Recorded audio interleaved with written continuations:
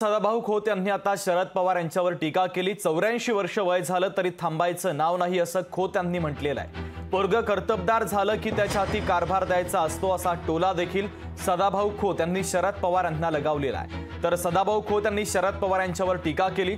84 वर्ष वय झालं तरी थांबायचं नाव नाही असा टोला देखील खोत यांनी शरद पवार यांना लगावलेला आहे।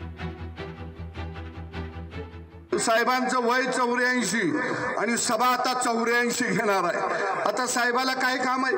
काय मसरं राखायची आहेत, काय पाणी पाजायचं आहे, शोच धंदा करायचा। पण साहेबाला मानावं लागेल, ह्या वयात बी आमच्या सारख्याला चान्स देण्यात आलाय। ह्या वयात अहो बाप पोरग कर्तबगार झालं की प्रपंच त्याच्या हातात देतं आणि ग बसतं का नाही। पण हे म्हातारं खडूस आहे, तिजोरीची किल्ली कमराला लावून हिंडतया। अजित दादा किल्लीकडे बघून बघून म्हातारं झालं।